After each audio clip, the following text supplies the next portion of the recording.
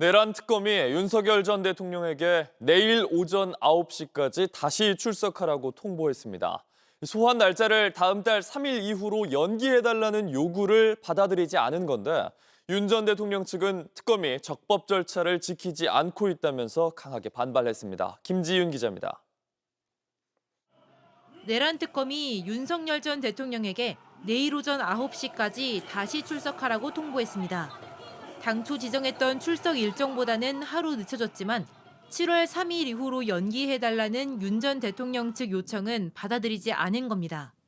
박지영 내란 특검보는 소환 일정 협의는 합의가 아니라며 일정 결정은 여러 필요성을 고려해 수사 주체가 하는 것이라고 선을 그었습니다. 박 특검보는 윤 전 대통령이 문제 삼은 파견 경찰의 신문에 대해서도 문제가 없다고 반박했습니다. 윤 전 대통령 측은 1차 조사 당시 박창환 총경이 조사를 진행하는 게 형사소송법에 어긋난다고 주장했지만 특검법에 따라 파견된 사법경찰관의 적법한 권한이라고 맞선 겁니다.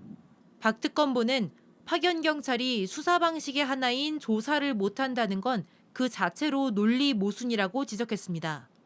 또 박 총경의 신문을 두고 체포영장을 집행한 가해자가 피해자를 조사한다는 식으로 주장하거나 경찰 출석에 불응한 적 없다며 허위 사실을 공포하는 건 특검 수사를 방해하는 행위라며 수사에 나서겠다고 예고했습니다.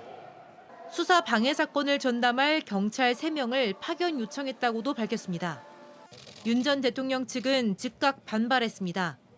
특검이 합의는커녕 협의조차 없이 문자 메시지로 출석 일정을 일방 통보했다며 법령을 위반하고 있다고 주장했습니다.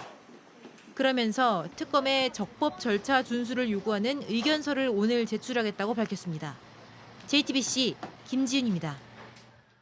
내란 특검의 첫 조사를 받은 윤석열 전 대통령이 출석 15시간 만인 오늘 새벽에 귀가했습니다. 특검은 조사할 내용이 상당히 많이 남았다면서 곧바로 내일 오전 9시까지 다시 출석하라고 통보를 했는데 즉답하지 않던 윤 전 대통령 측은 조금 전 다음 달 3일 이후로 기일을 바꿔달라고 요청했습니다. 임예은 기자입니다. 특검 조사를 마친 윤석열 전 대통령이 모습을 드러낸 건 오늘 오전 1시쯤입니다. 네, 오후 조사 돌연 거부하신 이유가 뭡니까? 전날 오전 9시 50분쯤 출석해 15시간 만에 조사가 끝난 겁니다. 첫 조사를 마친 내란 특검은 윤 전 대통령의 내일 오전 9시까지 다시 출석하라며 2차 소환 조사를 통보했습니다. 조서 열람 시간과 식사 시간 등을 제외하고 실제 조사가 이뤄진 시간은 5시간에 불과했기 때문입니다. 특검은 조사 직후 조사할 것이 상당히 많이 남아있다며 횟수에 제한을 두지 않고 필요하다면 소환하겠다고 밝혔습니다. 첫 대면 조사에서 특검은 비상계엄 선포 전후의 국무회의 의결 과정과 외환 혐의에 대한 조사를 이어갔습니다. 체포 방해 혐의에 대한 조사는 중간에 중단되기도 했습니다. 특검의 2차 출석 통지에 즉답하지 않던 윤 전 대통령 측은 오늘 오후 특검의 출석 기일 변경을 요청했습니다.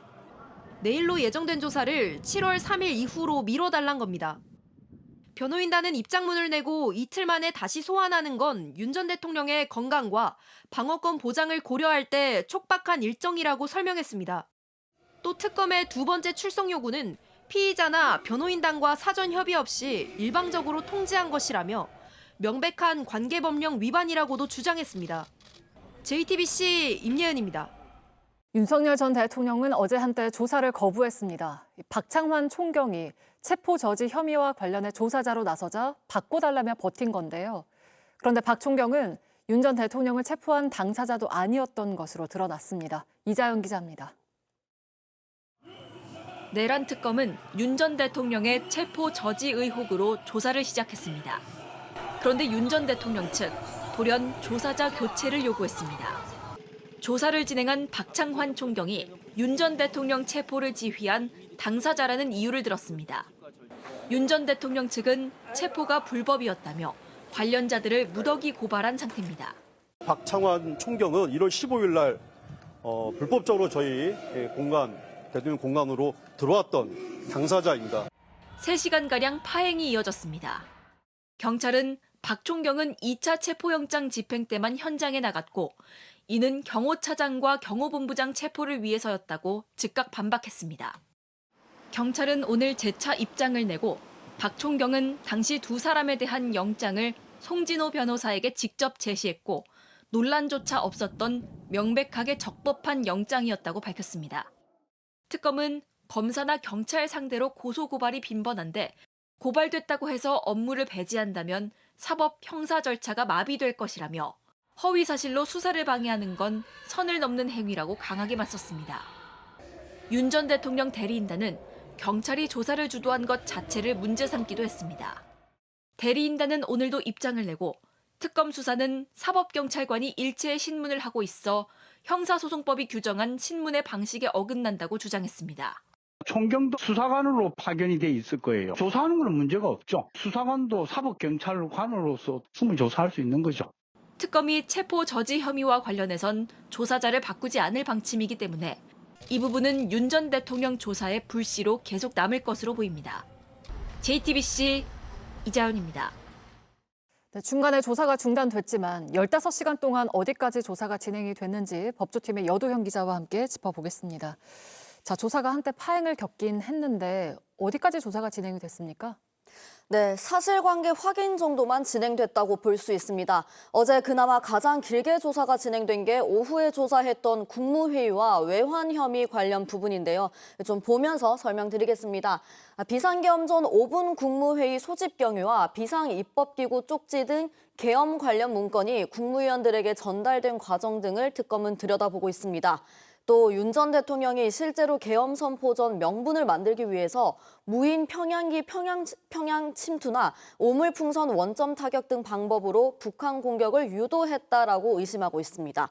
다만 체포 방해와 비화폰 삭제 지시 혐의는 박청환 총경이 조사하는 걸 문제를 계속해서 지적하면서 제대로 진행되지 못했습니다. 네, 그러니까 바로 그 부분인데요. 윤 전 대통령을 또 부른다고 해도 경찰이 이제 조사를 하면 또 조사가 제대로 이루어지지 않을 가능성도 있습니까?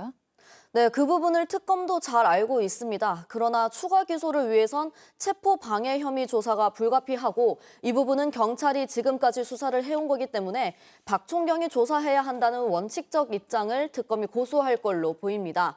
이미 어제도 조사 거부를 하자 수사 방해로 간주하겠다. 이렇게 내란 특검보가 중간에 내려와서 기자들에게 설명을 했습니다.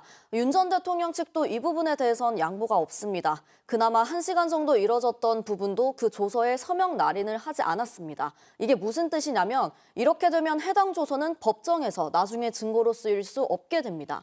방대한 부분의 진술을 받아내야 하는 특검은 일단 조사에 응하고 있는 국무회의 그리고 외환 부분 먼저 진술을 받아내는 걸 목표로 할 수도 있습니다. 네, 그러니까 첫날에 사실상 5시간 남짓 조사를 한 건데 내일 조사는 어떻게 될까요?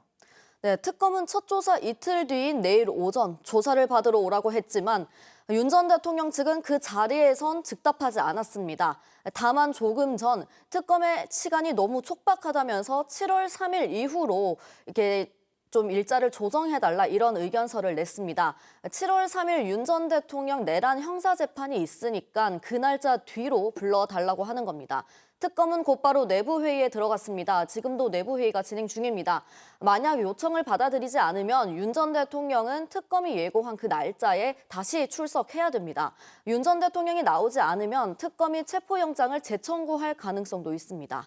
김건희 최상병 특검팀도 다음 달 2일 현판식을 목표로 해서 이 사건 기록을 넘겨받는 등 주말에도 수사 개시 준비로 한창 박차를 가하고 있습니다. 네, 법조팀의 여도영 기자와 함께 짚어봤습니다.